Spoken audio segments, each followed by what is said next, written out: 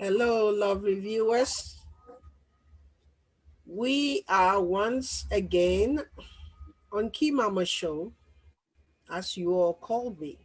On my Wednesday shows, I normally do the English version, and Tuesdays I do our African dialects either in Ga or in P to mix it with a little bit of English. But today we have a wonderful man in the midst in the house. As nobody, forgive me a little bit. I'm suffering from a little bit cold, so my voice might sound very sassy. Just manage that for now. I'm here with this handsome gentleman, Professor Raphael Nyakotey Obu, OBU. Is a renowned neuropathic doctor and honorary professor of neuropathic medicine. He was conferred professorship at the age of 34. Can you imagine? Young and brilliant, becoming one of the youngest professors in Ghana in recent times by the Vanitsia State University in Ukraine. He is recognized as the father of modern neuropathic medicine in Ghana. He is the president of Nyakotey College of Holistic Medicine and RNG Medicine Research Lab, Tema Community 7 and 18. He has won many local and international awards, including the 40 Under 40 Award in Ghana in 2018 in education category. He is an established writer, researcher, a columnist in Business and Financial Times and Ghanaian Chronicle. So you see some of the words that I cannot even land it on the right. Can you give me the right points, please? Bro, Yeah, pronunciation, tongue tie. So forgive me on that. Once again, yeah, mind sure you have to relax. It's a relax. It's not a hot seat. We are yeah. wanted to learn a lot from you. So, based on what I have read about you, can you please officially introduce yourself to our listeners and viewers? All right. Thank you very much, Mama. Thank you. And yes, let me correct some of the words that you were struggling. Yeah, Yes, it's first naturopathic, naturopath. naturopathic. Yeah, Yes, naturopathic medicine. Yes, and then in Venetia is Venetia in Ukraine. right. Venetia State Pedagogical University in Ukraine. Excellent. On point. Yeah. Okay. So basically, yes, Prof. Raphael Nyakotey Obu is the name. Obu, Yes. yes, Obu from Shai Osudoku, from Shai Osudoku district, from the Shai Osudoku district in the Greater Accra region in Wow. Ghana. Yeah, okay, all right, but basically from Doyumu, from Bosowe, Doyumu. In Pemunyu, in Tomunyu, Bobo. Oh, I see. Oh, to a dang bobo. Okay. Yeah, so today Yeah, we would so I'm a like to dangbe. know for you to tell us the importance of the neuropathic medicine and also how you get yourself into this medicine environment. Who Mm, was your mentor? How did you a background of you from the beginning to where you are at this mm. point? Okay, all right. Thank you very much. Yes, growing up, um, I studied science, general science at Ganata Secondary School, now Ganata Senior High, Dodua. So I wanted to be a pharmacist then, but along the line, I can remember when after GHANA-ACCRA secondary school, a different thing, yes, came in, yes, proper. So I started my career as a sonographer, medical sonographer. Then in Ghana, sonography is practiced as an apprenticeship system. Yes, until in 2010, Radford University, East Legon, in Ghana, started the academic program in medical sonography. So I enrolled to study medical sonography. It was a professional program. So after Radford University, and I worked with this medical doctor who also studied pharmacognosy in his master's. So he's a general practitioner and then delved into pharmacognosy, into herbal medicine as well. So I can remember in 2010, in imaging his facility, it was all about prostate health. Yes. So we're treating about men. We focus and specialize in men's health.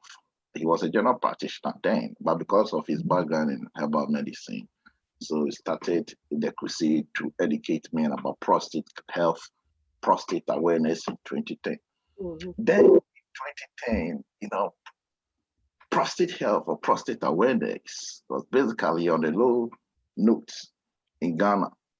So so we started the advocacy and all that. So I can remember one day, and a renowned patient came to the facility, and after the ultrasound, me being a sonographer, after the ultrasound, the doctor prescribed some herbal medication.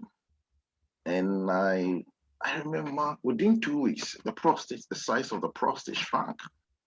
So I was like, I developed much interest. Like, wow. So about in Ghana, when you talk about medicine, it's all about all that we know, conventional right, practice, and then our herbal medicine. But so I developed more interest and delve and research more about prostate health. That was my first encounter with prostate health. So I developed more interest, started doing research, prostate health, and all that, and then herbal medicine as well. So after I could remember, I left, yes, after we separated, and then it was a patient who then he's the CEO of Agensa Publications, one of the renowned publishing houses in Ghana here, Agensa Publications. So he advised me to delve further into this prostate thing because of my background. And I can remember I told him, Mr. Agensa, I said in our local dialect, Mr. Agensa, this thing, I was so a medical doctor. Now I can specialize you. Now maybe boss can on your urologist. So because you have to, after general practice, then you specialize, do urology, then so there are doctors who are specialized in urology. And he said, no, well, the outside world, you can, I think there's someone in the family did his PhD in oncology in oncology. So there's a way out over there. So he asked me to do further studies, yes, on research about causes in prostate health and all that. So I can remember I took it up on myself. So in the course of my research, and I chanced on Sheffield Hallam University, UK. Sheffield Hallam University, UK. And they have, in that particular year, they have developed a modular MSc program in prostate cancer, which in collaboration with Prostate Cancer UK, because the aim of the program was that because prostate cancer is a major health concern in the Black race in the UK. Right. So they've decided to introduce such a program to support health workers, not necessarily being a medical doctor, but health workers who have interest in dealing with men's health issues. Yeah, okay. So he's on my background, I applied, and interestingly enough, then until now, the program is run as a distance program in the faculty. Yes, they use a software called Blackboard. Yeah, and it's an Yeah, I interesting know experience. Blackboard. Yeah, very interesting experience. So I could remember recently I was telling when the COVID started, I was telling my colleagues that hey, outside world they are used to distance online education long time. We are struggling here. Yes, yeah, because I had experience with Blackboard, Mm-hmm. in my master's MSc prostate cancer chefing. So and I enrolled, and it's like a community, and it's an interesting thing. Yeah. So yeah, so when I enrolled to do my MSc prostate cancer care, then it was a modular 20 credits. Now it has been expanded to 180 credits. From 20 to 180. To 180, yes. Oh. Yes, now it has been expanded from 20 to 180. So in the program MSc prostate cancer, and I was really exposed to the world of men's health issues, especially prostate cancer, and how prostate cancer affects Black men. And interestingly enough, I can remember one thing I deduced, from one research by the Prostate Cancer UK in 2012, they stated that categorically that one in every 4 Black men will be diagnosed with prostate cancer in their lifetime. And so I said, wow, so what are we doing as an issue? So in my final year, in the course of the program, we also introduced to survivorship program, how to improve on the quality of life of men diagnosed with prostate cancer and all that. And So your focus is mainly for men. yes. Okay. Yes. So that's and then in the survivorship program, we also introduced to complementary medicine. How in the UK, yes, Macmillan and other cancer groups, societies introduce complementary medicines like the vitamins, like massage therapies and all that, to help men as part of survivorship program, to help them men improve on their survival rate. So I said, well, then meaning that medicine is not all about mainstream. Yeah, so there's also, apart from the mainstream and the herbal medicine I know in Ghana, there's also another one called complementary or alternative medicine. So I can remember I spoke to my the course lead, the leader, Catherine Hobon, Chef Hala University. I said, well, Catherine, yes, you said in the near future, obviously the model will be expanded, but I'm looking at this the expansion and the content of the new ones you would like to introduce. I think I'll better after the first model, after the MXC, I want to delve to do my PhD in complementary medicine, alternative medicine. And I say, yeah, so that's a good idea.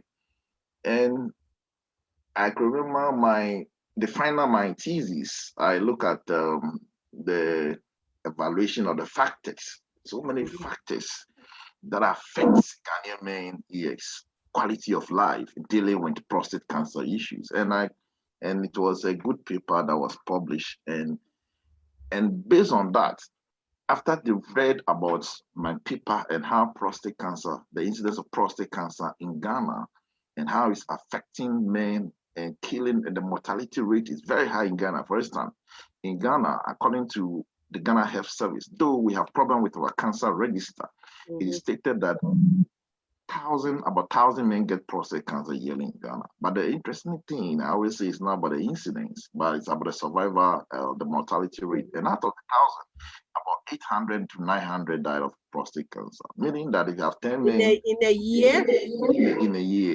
In a year. Wow. Yeah. So in a year, So in a year, for instance, if you have 10 men diagnosed with prostate cancer in a year, 9 will die of prostate cancer. Which I think is on the high side. Alarming. And something, very alarmed. So they were so much very interested in my work, And she introduced me to another one, very renowned personality in the UK called Dental Wilson. And Dental Wilson is one of the renowned prostate cancer crusaders and work with the Prostate Cancer UK. And they all develop interest in my work. But just that I can remember they said to me that they did not found a cancer project in Africa. You know, there are so many, perception about, you know, sending funding to cancer charities in Africa and how they misuse funds and all that. So their interest is to focus in awareness in the Black communities and the Caribbean. Denton, yeah, he's from Jamaica, he's from the Caribbean and all that. And it's one of the great guys I met in Sheffield. Yes. And he also introduced me to so many because there was one paper, one treatment modality in prostate cancer called what we call watch and wait or active surveillance. Now, what it means is that probably what the doctor does is just to monitor the progress of the disease or monitor the quality of life of the man diagnosed with, and there's no radical treatment. But in my course of the literature review and all that, there are other doctors, researchers who have critiqued the approach of watchful waiting, active surveillance approach dealing with Black men prostate cancer because of biochemical differences. And prostate cancer is also more aggressive in Black men. So the argument is that the prostate cancer is more prevalent or more aggressive in Black men. Then it will be a calculated gamble to use such an approach in Black men. So therefore, what do we do as Black men? Meaning the treatment itself, there are disparities. Screening is disparities in screening. So I did so many disparities in the subject, especially prostate cancer. Very, very, very controversial. Screening is controversial. Treatment is controversial. Everything about the disease is very controversial.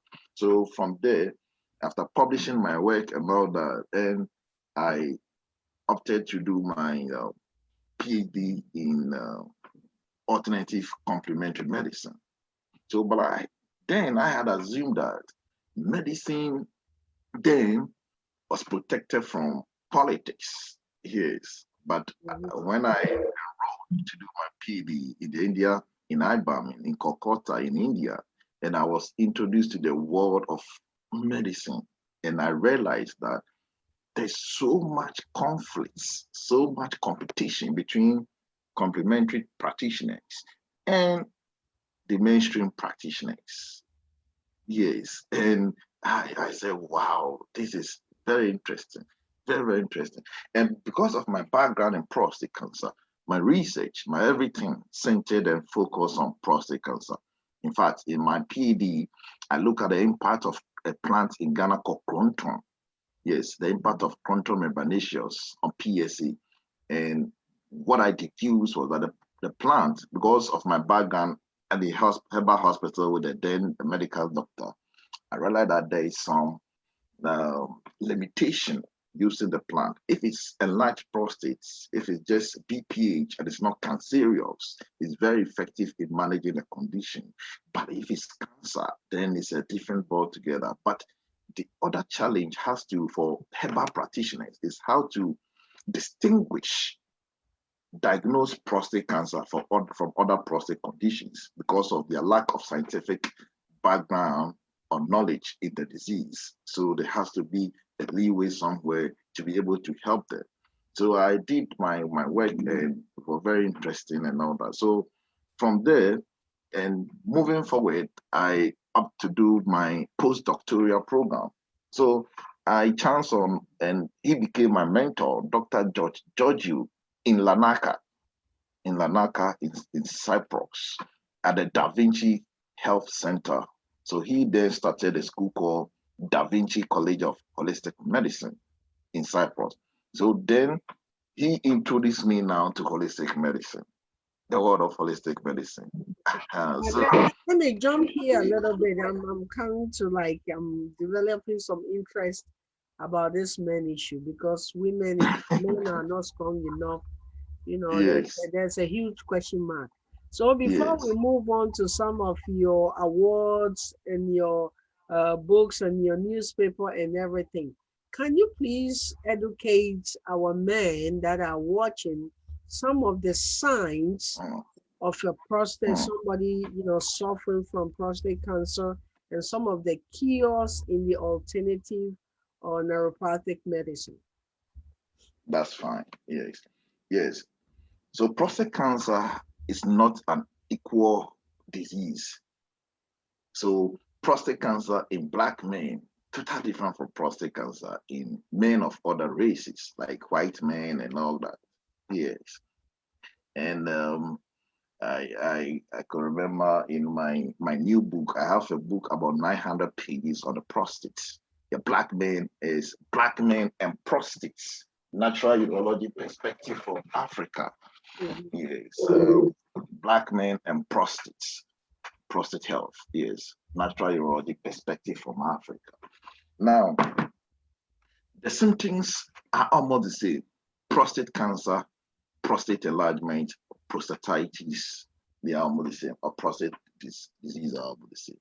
But the key ones you have to, for men, you have to watch out for one is frequent urination. Frequent urination during the daytime and night as well. There is also that pressure to pee more, going to the loo, pee more, and all that.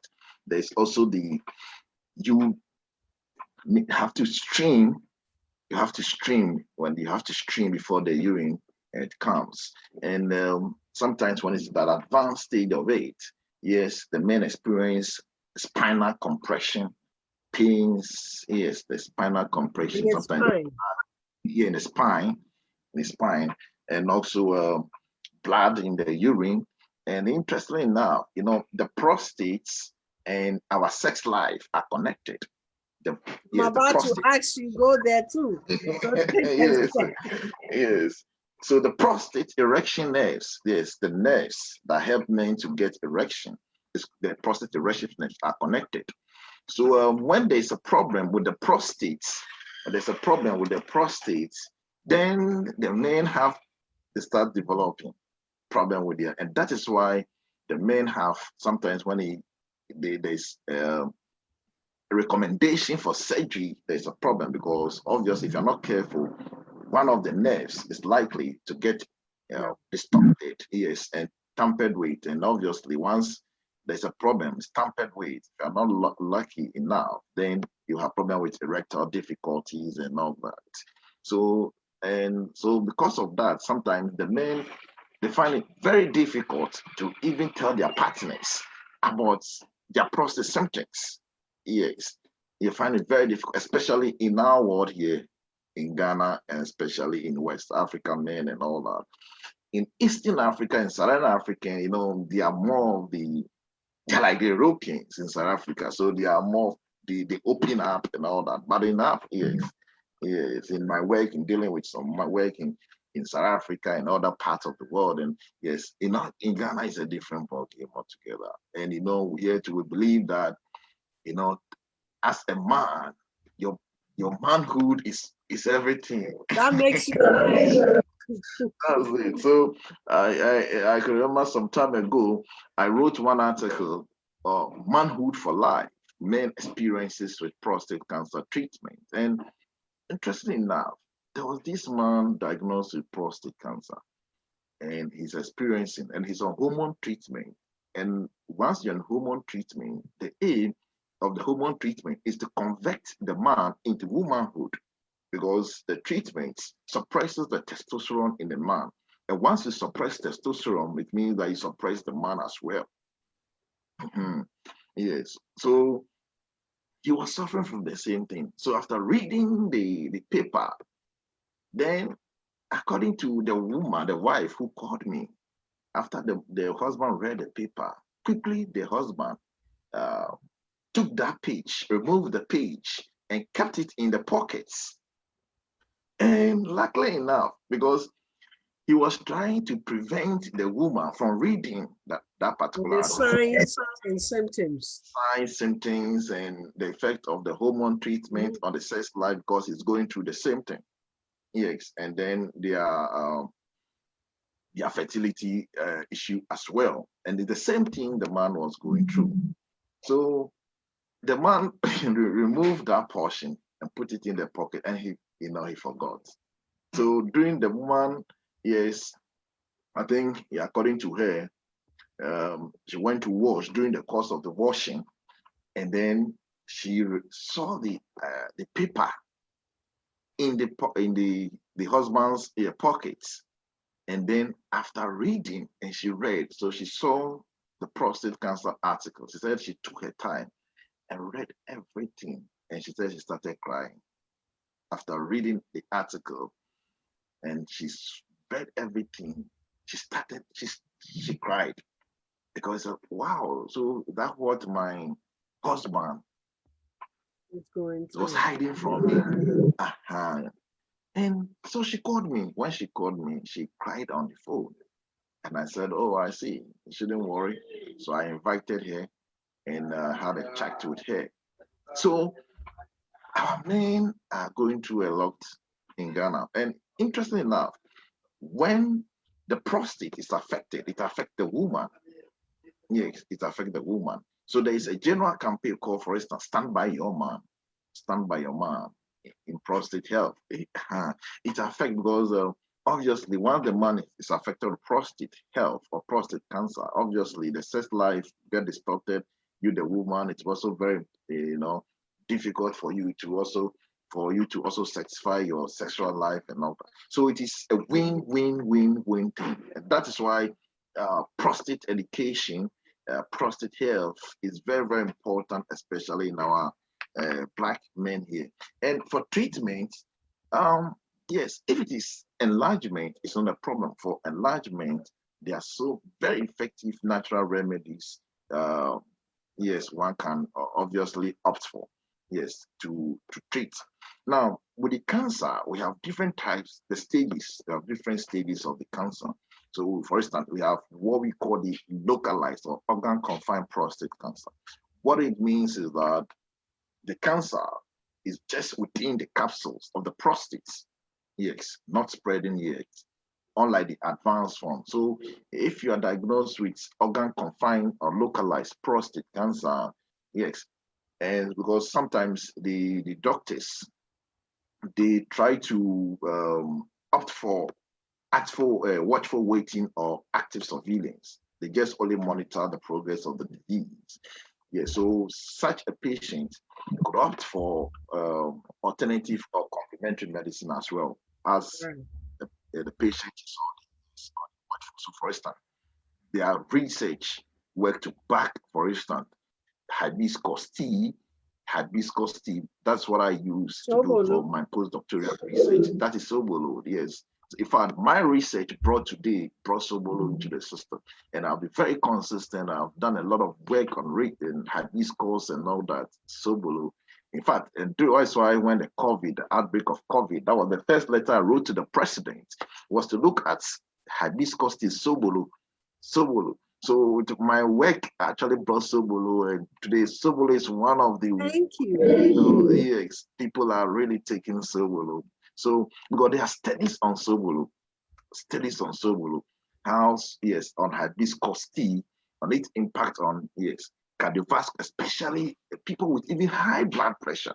If your Mm-hmm. blood pressure is very, very high, I tell you, hibiscus tea is one of the, you know, the prime or the in naturopathy, we call it therapeutic order. It's one of the key ingredients or products you have to opt for. Yes, and in fact, it also improves the urine flow in men who have problems with their prostate and they cannot pee as well. So it's a diuretic as well. And there are so many phytochemicals or ingredients in Sobolo. In fact, in China, during the outbreak of COVID, current studies that demonstrate that hibiscus was part of the TCM, the traditional Treatment. Chinese medicine have employed and all that. And not only that, even in Sudan, and there are some other studies that are recently have been conducted, I have chance upon them, and that also prove that hibiscus tea is very effective in the management of early stage of the virus as well. So hibiscus tea is an all-round product for me So for instance, in my product hibiscus, so it's in Ghana here, my product is called Nyakotey hibiscus. Yes, Nyakotey hibiscus. So I've done extensive work. And today hibiscus is very expensive. The raw material, very expensive really to procure hibiscus in Ghana Wow. here. So it is one. Yeah, it is, yes. Yeah, it is one. But And then green tea. okay. You giving us the treatment, but I just want to make some concerns more. What are some of the Okay. things? I just want to step back a little bit. What are some of the things that causes the prostate issue? Because I've heard either a myth or a fact, I don't know, but they say, All right. certain ways, certain position the men do, certain things the men do. That's so, Mm. hey, we all women are listening today, so we can know. So tell us, highlight certain things that the men do that, that can put them at risk because That's certain fine. behaviors. So can you highlight that area for us? Okay, that's fine. Yes. Yes. So there are about three established key risk factors. Yes. For instance, age. Aging is a risk factor, but as I keep saying, it's just a correlation. Aging is just a correlation. Yes. So aging is one. Then the second one, because for instance, there are studies that I have done. For instance, men in Okinawa, in China, in Asia areas, and all that, because of their reliance on their green teas and their herbal teas and all that. Yes, some of these spots, for instance, in Okinawa, is a cold spot for prostate disease. There's even in Ghana here, I did a work in Bogatanga where after screening, I realized that almost 100% of the men have excellent prostate health. And I was wondering, but one thing I deduced is that, you know, the men, they live within in Bogatanga, they live within their mean. They do not go overboard. In Bogatanga, they take a lot of guinea fowl, and guinea fowl contain selenium in high quantity, which is also good for the prostate, and zinc, which is good for the prostate as well. And in Bogatanga as well, the sun and the morning sunlight is very good because of the abundance of the vitamin D. Unlike in Accra, people are in their offices, they are in their air conditioning, in their Rich homes. life. Very good. So how do you get the vitamin D? And vitamin D is very important, not only for prostate disease. Even now, in this pandemic COVID, there are studies that have really proven that vitamin D is very effective.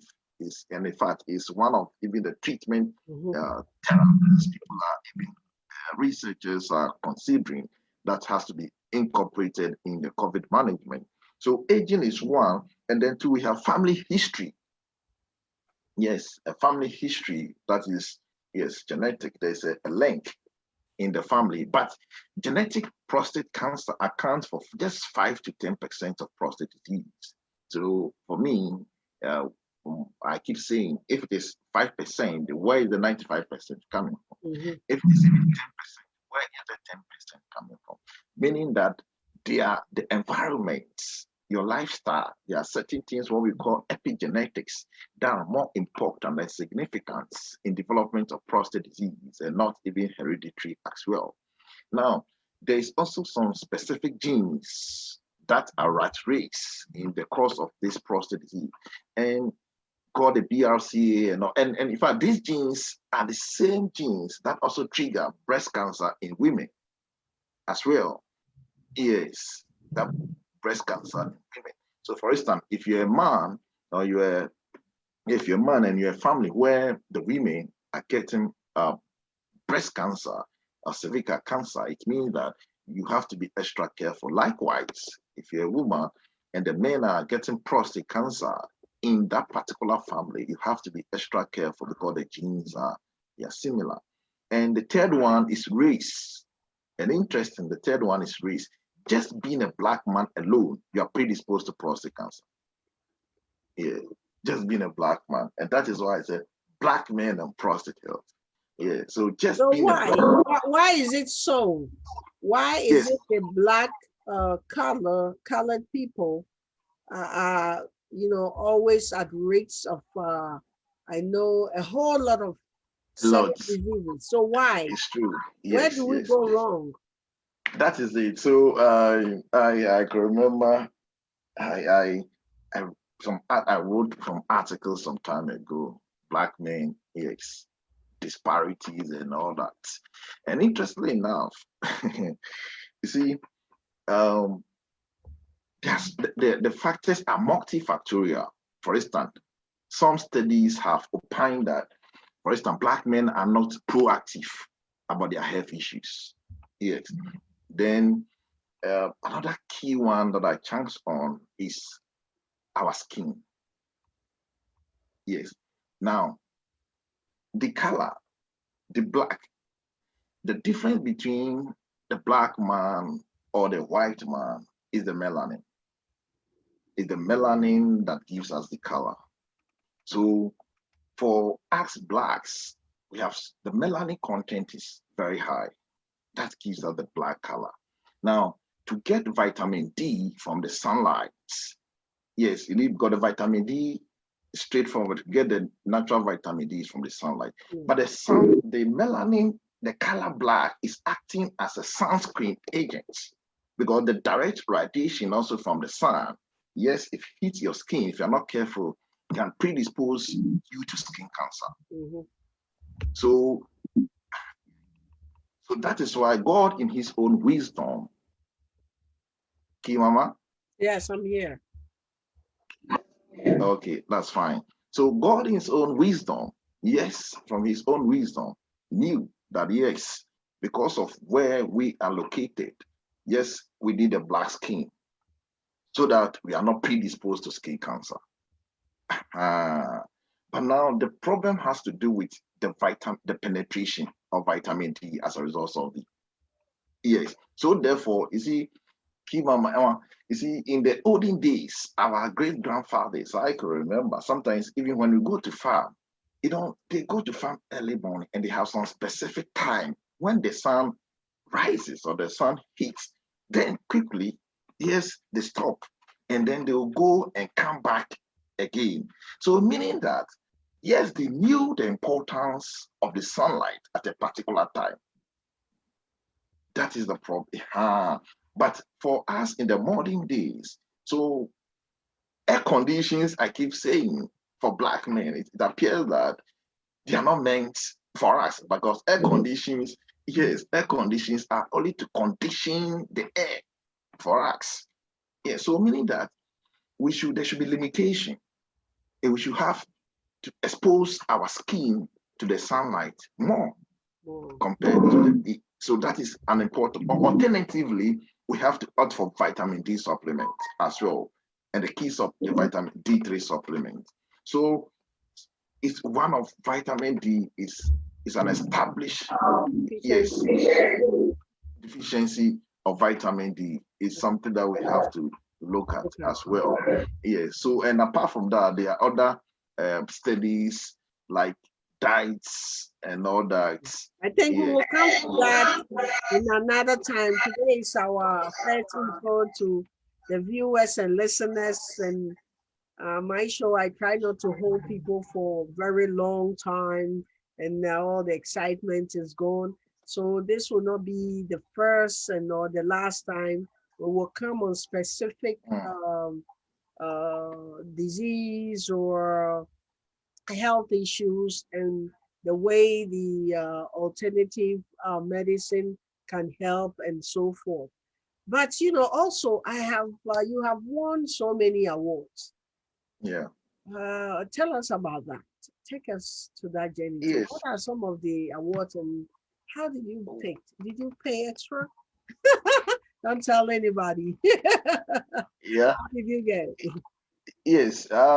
They were by recommendations. Yes, they were by recommendation. For the 40 under 40 award is the prime award in Ghana for young people below 40 years who are doing extraordinary, yes, in their field.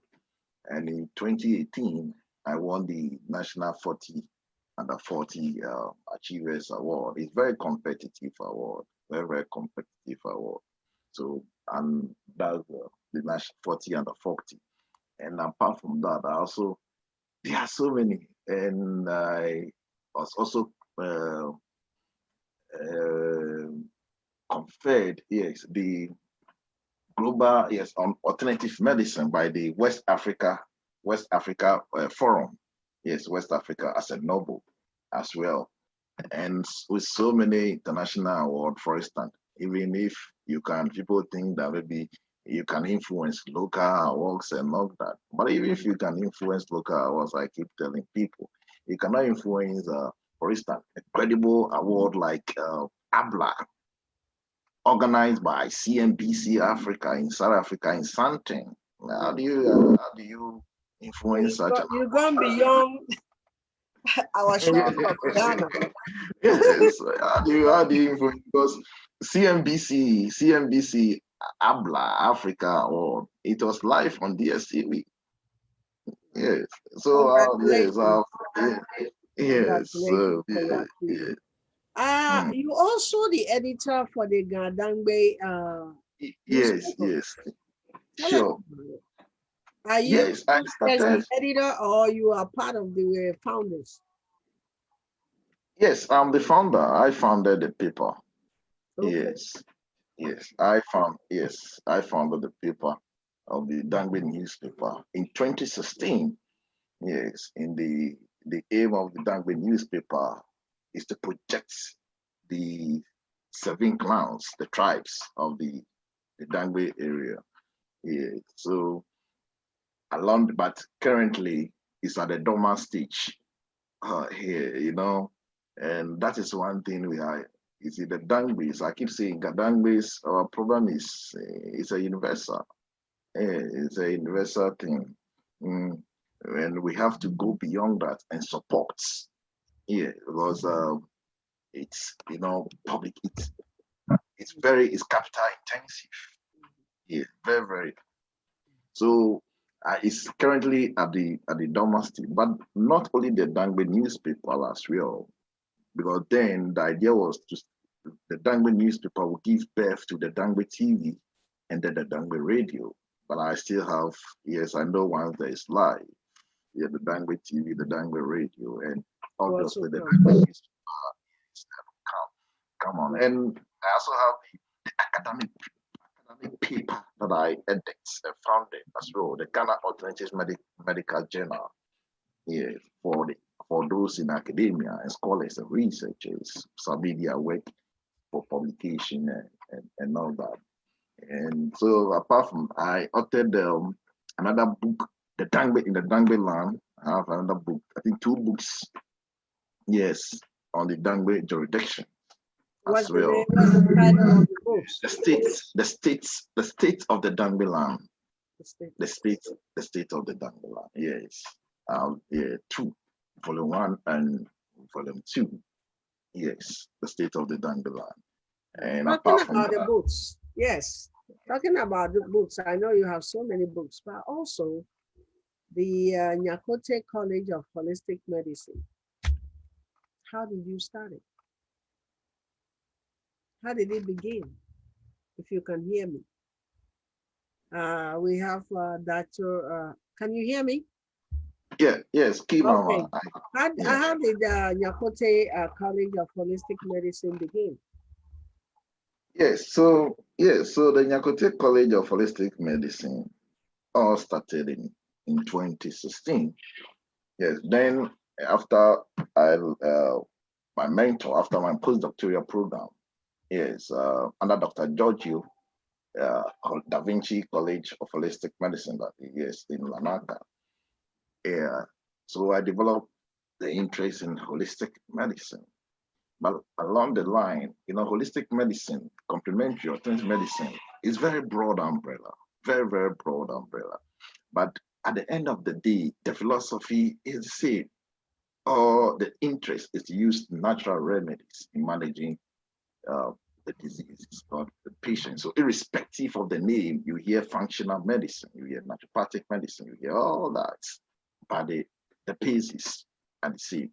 So I decided to start the Nyakotey College of Holistic Medicine. And the idea is to champion holistic medicine in Ghana, to be a university of choice for holistic medicine. Then, so because in Ghana, as it stands, it's only KNUST that is running, offering a BSc program in herbal medicine. Yes, and that is one aspect of holistic medicine, or one aspect of naturopathic medicine, because I specialize in naturopathic medicine. And naturopathic medicine in the US, in North America, is a well-established system of medicine, and they are primary care physicians. So in the US, in the North America, in Latin America, yes, naturopathic medicine is well-established with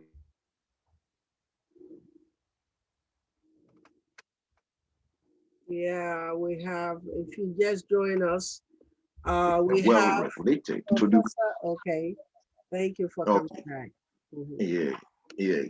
So I decided to start the Nyakotey concept, and in 2016. So now we have two campuses, one at Committee 7 Tema, and the other one at Ashama behind the Municipal Assembly is the tallest building in Ashama. They want to see is Nyakotey College of Holistic Medicine. So we are currently running naturopathic medicine, and our naturopathic program is recognized and accepted by the World Naturopathic Federation. Yes, and recently the World Naturopathic Federation, on their reports on institutions offering naturopathic medicine globally, they realized that our program even surpasses the WHO benchmark for naturopathic medical education. Yes, and it was recent to publish, and we've been accepted by the World Naturopathic Federation. So in the US, for instance, you see like the Pasteur University and all those top-ranked universities are all members of the World Naturopathic Federation. So we are all recognized under the one umbrella using the standardized curriculum. So within 2 years, we have almost about 100 students, yes, offering naturopathic medicine. And at the moment, because it's naturopathic medicine, it's a new concept in Ghana. Basically, when you talk about naturopathic medicine, you're only saying that you are bringing natural modalities, using natural remedies to treat diseases. That is the basic concept of naturopathic medicine. So the doctor of naturopathic medicine can specialize, has knowledge in homeopathic medicine, has knowledge in chiropractic medicine, has knowledge in physical medicine, has knowledge in clinical nutrition, which is a key component of naturopathic medicine and all that. And in the naturopathic medical school, you study all the conventional protocols because there's a biomedical content of the program. Yes, so you study everything that is done at the medical school. In other jurisdictions, for instance, in the US and other some states, they are allowed to even perform basic surgeries as part of minor surgeries entrenched in their program as well. So that is the concept that we have developed in Ghana, in Africa, and because a new program, now we've submitted our papers and everything to the National Accreditation Board in Ghana. Yes, and hopefully after everything, yes, meaning that will be the only established, recognized university in the field of holistic medicine. And we are not only going to, yes, in Ghana, and yes, not only naturopathic medicine that will be focusing. We'll also be running BSc program in chiropractic medicine, BSc in osteopathic medicine, which we've submitted. We'll be running BSc homeopathic medicine, clinical nutrition, sports and fitness medicine. It's a whole concept of institution that we are looking at, and then we'll also be running as well the PSc in herbal medicine as well. So when we started, sometimes when you start a new concept in Ghana, it goes through so many challenges. People will say so many things. In fact, we were at Nyakotey College and received a call from KNUST, an established government university, and they paid us a visit. And interestingly enough, yes, they paid us a visit for an MOU because KNUST is not running naturopathic medicine. It's not running other part apart from herbal medicine. So now we have a link with the herbal medicine department that we are looking at how to incorporate beyond Nyakotey College naturopathic medicine and others chiropractic medicine at KNUST as well. We have affiliations with many universities in the world. And also, for instance, in Venetia, where our students go for exchange program and they have physical medicine department as well. We also have MOU with Lincoln University in Malaysia. We have MOU, we also with University of America in Curacao, in Netherlands, and then Durban University in South Africa as well, which we have initiated the process, and very soon then we will be done with our affiliation as well. So we are not looking at just only beyond in Europe and other jurisdictions. We're also looking at schools in Africa, because in South Africa, naturopathy, chiropractic, and other system of healings are well established in South Africa as well, because they have a well-regulated council, the Allied Professional Health Council, that regulates the practice as well. So we are looking at beyond that. And interestingly now, you see, the practice is based on jurisdictions, and every jurisdiction and their laws and rules and all that. So you can even study whether in a renowned university like Harvard Medical School, naturopathy, if you come back to Ghana and the law says you cannot practice, there's nothing will be done about it and all that. But interesting, yes, yeah, that's one thing about it. But interesting enough, in Ghana, naturopathy and alternative medicines, complementary medicine, traditional medicines, are not controlled by the Medical and Dental Council. Yes, it falls under the different umbrella called the Traditional and Alternative Medicine Practice Council. They are the regulators for the practice. So if you study at Nyakotey College of Holistic Medicine, after you write a professional qualified exams conducted by the Ministry of Health, after the Ministry of Health examination, you are licensed as a naturopathic physician, naturopathic doctor, to practice legally within the scope of your practice in Ghana as well. And so Ghana, our laws are very flexible on the practice of complementary and alternative medicine, unlike Nigeria, where naturopathy and osteopathy, chiropractic, homeopathy, and other systems of alternative medicine are being held and controlled by the Medical and Dental Council. Ours is a different thing altogether. Okay. That's wow, very, very good and deep. So, what are some of the challenges? We have heard the success and everything. We're looking forward to be officially accredited by the Ghana Medical Board, if I'm correct, as you mentioned. You are waiting for it. National Accreditation Board. National Accreditation Board. Okay. Yeah, the Medical and Dental Council has no business to do with our practice. Okay. Okay. That's good, clearly. And what are some of the challenges and the patronization of our youth?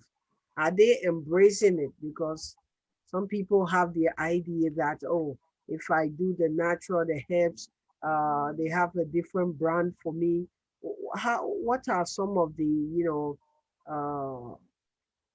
how are they taking it in with this? Yes. Interestingly enough, yes. In our world here, as I said, unlike compared to my colleagues, and sometimes you go to these international conferences and all that, I meet colleagues from other jurisdictions, and sometimes you see on their business card, maybe certified herbalists, and but in Ghana, people have a different perception.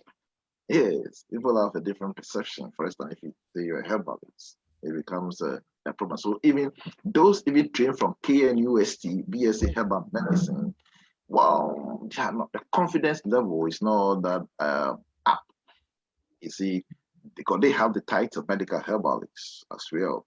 Yes, though they are qualified from KNUST, so the perception in there. But interestingly enough, people are developing the interest in naturopathy. People are developing interest in holistic medicine because they've realized that naturopathic doctor, if they look at the US system and how naturopathic medicine is doing, they look at maybe in the North Africa jurisdiction, they look at Latin America, they look at other in South Africa and all that. EX naturopathic medicine, their marketing branding, EX, yeah, they have more interest to study naturopathic medicine. Because for instance, when I can remember in I did my MBA. In my MBA in Ghana here, Accra Business School, my thesis, I look at the business aspect of naturopathic medicine as well, and then their practice and their role as primary care physicians. And I could remember my supervisor was like, he was wow. He was like, wow. So look at the business. So what is Ghana doing as well and all that? And I said, yes, because you people, you have an entrenched mind. You know, you are not ready to open up your mind. We are in a system where we have to open up your mind. That is why COVID it has infiltrated in Africa and is killing us because your perception and all that, because you believe in the capitalist idea. Yeah, so if you believe in the capitalist idea in the medical world, where you think that health should be controlled by the bourgeoisie, then this is exactly what will happen to us. When Chinese have used TCM combined with Western medicine, we are here today and we are suffering and all that. And it was like, yeah, he said, yeah, then you know what, you have to do more. You have to do more and create more awareness on this. I said, yes, I'm doing my part. So the youth, people are coming into it. People are coming into but sometimes the challenge is, because it's a new and the curriculum is very broad. Sometimes you have to employ those from the biomedical backgrounds, from other aspects of the world to come and teach. And sometimes in the course of the teachings, some of the students feel like some of them try to look down on them on what they are studying as well. And sometimes they come to me, and the moment they report that lecturer, quickly I sack the lecturer as well. I have no time. Yes, I don't waste time on that at all. Yeah, I don't waste time.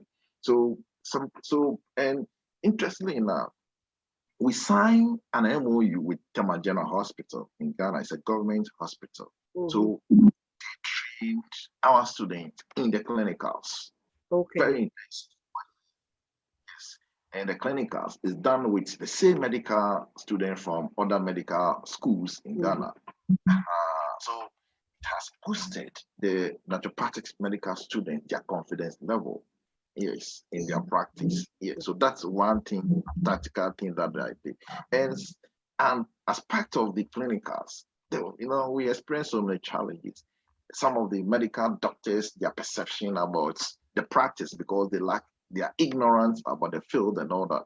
Those who open up more are those trained from outside, the medical doctors. For instance, for Indian doctors at the Majana Hospital, in fact, they are very happy because they embrace more than our people. Our people, yeah, because they are well exposed to Ayurvedic, they are exposed to all this, so they know yoga and all that.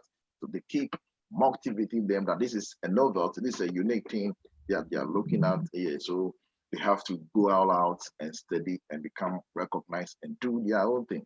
Some of the medical doctors also believe that they do not infiltrate in our field. So why are we also now infiltrating into their system there at the Marginal Hospital, especially at the surgical departments? Yes, as well. Yeah, and we keep telling them that medicine is not about competition. Medicine is not about competition. Yes, and I wrote one article on that, one academic paper. Medicine is not about competition. You do your part, we do our parts. At the end of the day, it is the improving on the quality of life of the patient. That is the most important. Yes, that is the most. And the other aspect has to do with government support, which is key. Unlike in other jurisdictions where governments are supporting in India, they have a whole system. They have a whole ministry to take charge of the practice called the Ministry of Ayush. Yes, so there's a whole Ministry of Health, and that is one thing I'll be calling for in Ghana here, to separate, to have a whole ministry to take charge of alternative naturopathic medicine and all that, and traditional medicine, to be separated from the traditional mainstream Ministry of Health. Yeah, so these are some of the, but as we progress, as I educate the public, because I'll be very consistent in educating the public on the practice, and people, intellectuals, they have bought into the system. Yes, people because they have seen the signs and all that. So publications are the main people like Daily Graphic and all that. So the awareness is is everywhere now. And I believe that the moment we are, in Ghana, unlike the other jurisdictions like the US, where the accreditation system is diverse and all that, here we only believe in the National Accreditation Board. National Accreditation Board. So, the National Accreditation Board now comes into it and we get a full accreditation to start a degree.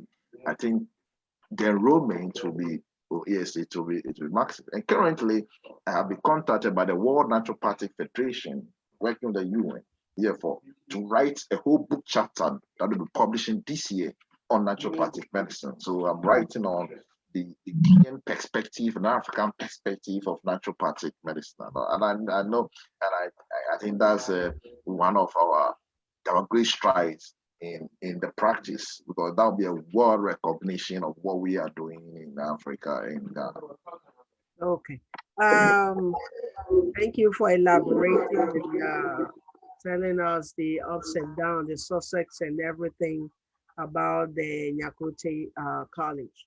But in these times that we are in, we all know we are facing with this corona, different variants, tomorrow this, tomorrow that. We have vaccines in the system, and even with the vaccine, it's still questionable, because even if those who have taken the vaccine, you still have to be careful, use the nose mask, hand wash, all the cautions that are needed, as if you haven't taken the vaccine, they encourage us to do. With the with the holistic medicine, what's how are you tackling this issue from your section, that you are doing some research based on this uncertainty of this COVID-19 and the new variant?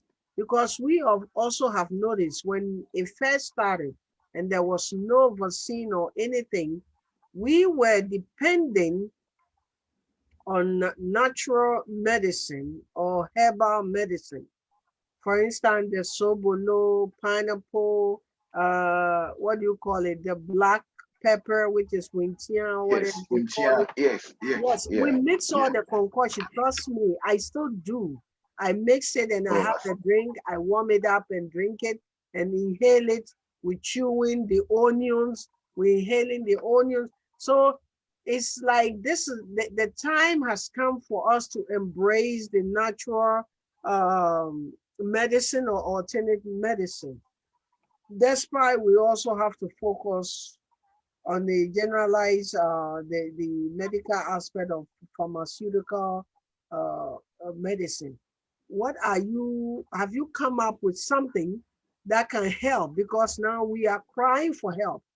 We are just tired of being, especially for us that's living abroad. We live in this box, in this room. We don't have the sunshine. We go out, we're scared. You can't breathe. It's so much depressing. A lot of people are depressed. I know a kid who doesn't even want to step out from their own house. So, what do you have you come up with something? I'm going round and round because I'm so confused. Can you help us?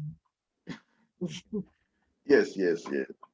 Well, I remember in last year when the COVID started, that's my first letter to the president was this natural remedy.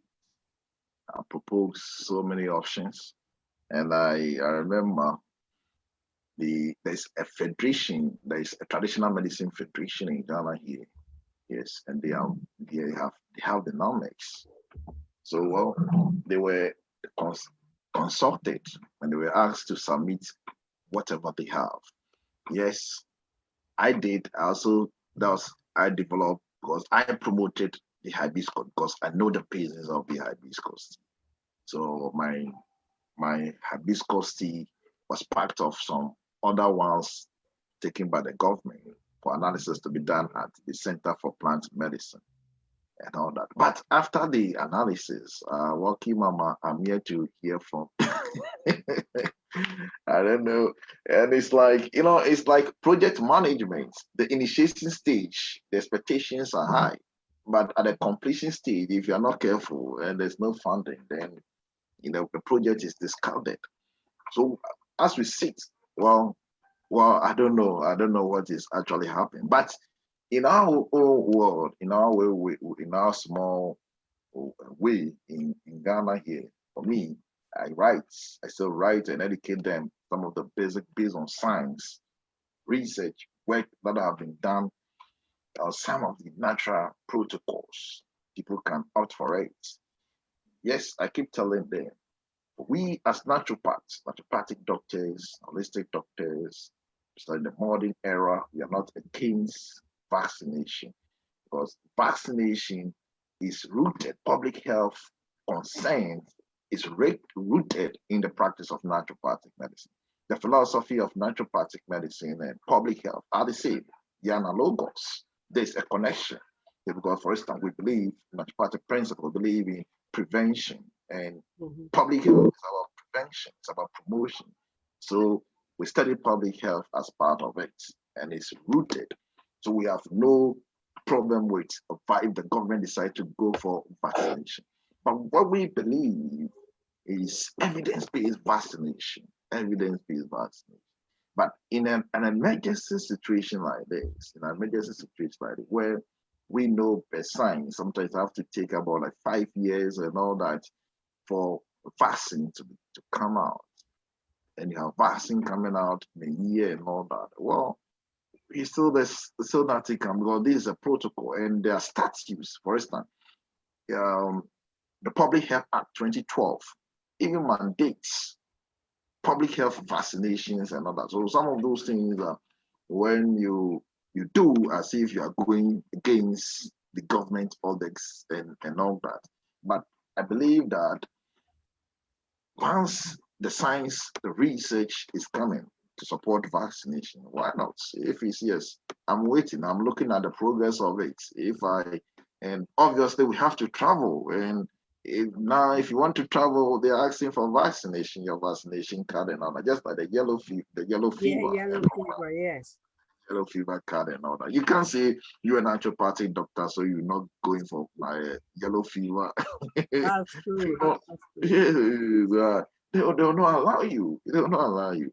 Yeah, so that is it. But I believe that if you look at all the vaccines that came into the system, if you look at even the immunizations for children and all that, yes, it took years for it to get to the. Yes, the network issue has interrupted a little bit. We have position to get. Oh, okay. The network is acting up at Professor Raphael Ubu's end. Can I hear? Yes, I can hear you, but you breaking in and out. Yeah, I can hear you now better. Yeah. Okay. Yes. Yeah. So as I said, with the children vaccination and all that, it took some time, years, for it to get to the safety level we are looking at. Right. Yes. So yeah. So I think this is just another era for us to be patient to see. Because at the end of the day, they are not buying into the concept of the natural remedies as well. So what we do?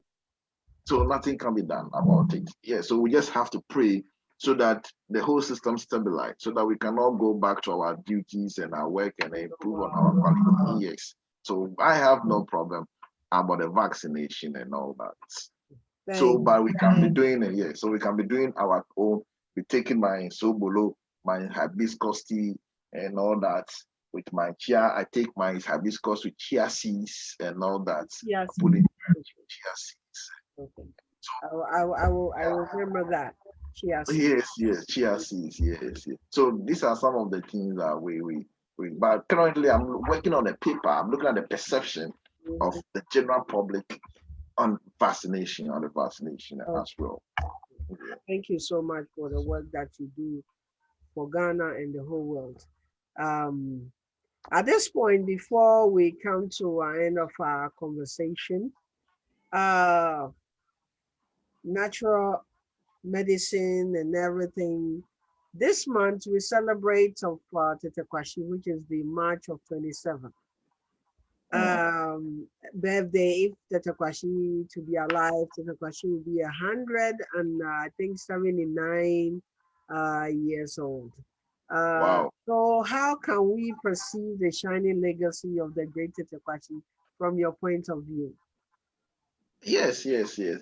Well, for me, from where I sit as a naturopath, I think we believe in cocoa. They are so, yes, I've done a work on the scientific basis of cocoa. Yeah, so had it not been Kutete Kwashi, where will we get our cocoa from?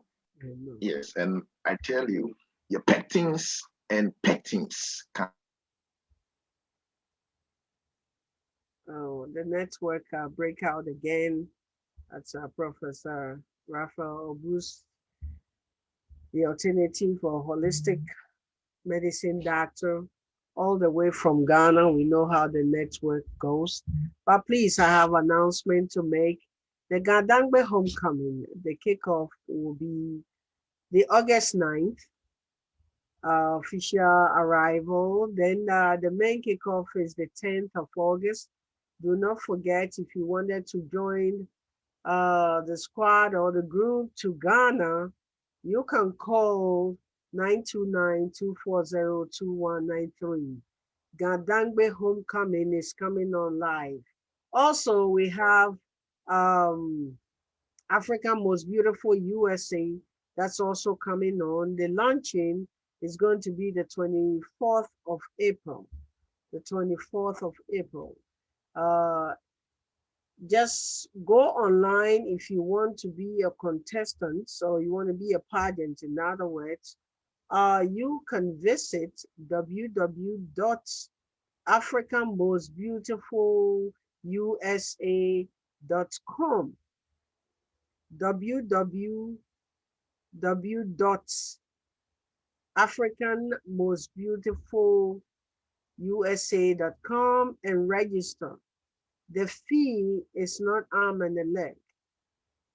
Just if you're beautiful, African, beautiful, beautiful, you have all the need, the requirements of to be a pageant, please fill out the form as early as you can so you never know, you become one of the pageants and you might win, you might be the winner. So don't let anything hold you back.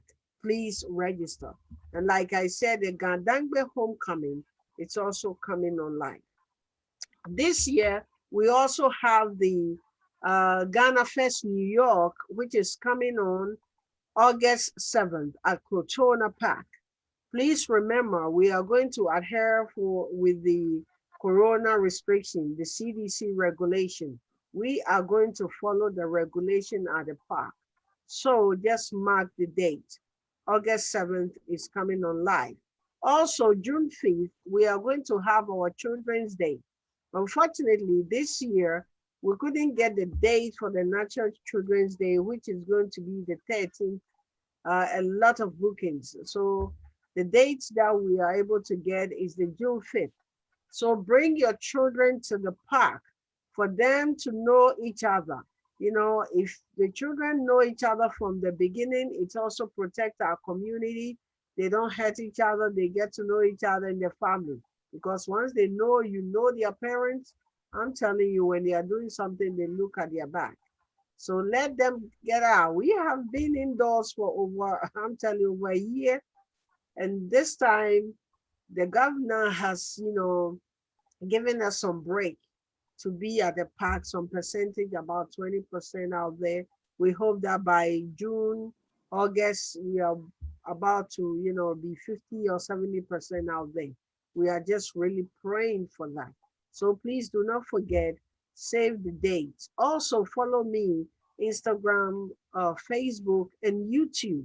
So such informational, educative interviews like this, you will never miss. Welcome back again, Dr. Raphael Nyakotey Obu.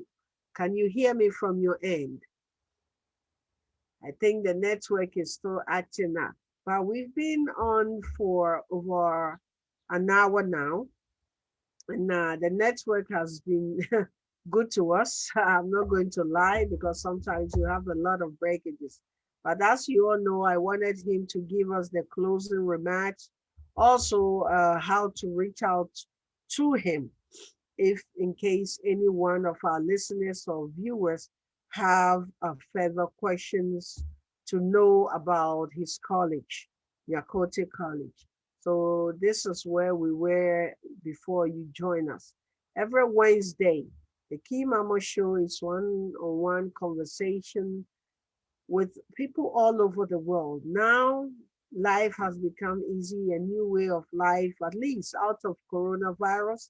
We have adopted another way of our interview that you don't have to travel much afar. Welcome, Dr. Nyakotey. Please, can you unmute yourself if you can hear me? Okay, yes, unmute yourself. Okay, thank you. If you can hear me, just say hello to me, Mama. Oh, the network is not good. Yeah, thank you. Please, at this point, can you please give us your closing remarks? Okay, all right. Thank you, Kimama. Yes, as I keep saying, medicine has evolved. Yes, medicine, has really, really, really, really evolved. And there's a new era we have to, as a nation, I believe, as a nation, yes, especially in Ghana, in Africa, we have to exploit. I believe the Chinese proving that in this pandemic, there's something called integrative medicine. There's something called integrative approach in dealing with things. So the integrative approach in dealing with things has to do with bringing traditional medicine and Western medicine or mainstream medicine to treat the patient. And they have done that. And the studies are there and they are well documented in scientific journals and all that. So I believe that it is something we have to look at in this pandemic. Even in the pandemic, I can remember even the US, they contacted some Chinese doctors to find out how they were able to deal with the virus. And they were telling them about how to approach using the integrative medicine and all that. So I believe that it is a way to go, way to go. So, and that's why for me, I have a personal philosophy that I keep saying that sometimes people meet me and the young one, the youth, they keep saying, well, you want us to mentor us here and there. Sometimes, yes, it's good. You want me to mentor you, but I ask them if they are ready, yeah, to go through the pains, what I went through to get to the stage. Because remember, Jesus himself, when he came, he went through so many things before. So don't expect that as a follower of Jesus Christ, you get life to be on a soft level. No, it's not. It doesn't work that way. You also go through the same pain the man went through, irrespective whether him or any other philosopher, you will go through the same thing. So you should be prepared for it. Because I sacrifice day in and day out learning, day in and day out, I learn, I write articles, I write books, and all that. And at this stage, I'm in my last year studying law as well. Oh. You see, yes, because in Ghana, when you start something new, and if you have to protect yourself, and if you're not careful, yes, they will use the legal aspect of it. Yes, they will use the legal aspect. They'll bring the laws and all here. So for me, in order to fight all these, I decided to study law myself, to arm myself with the law. You see, yes.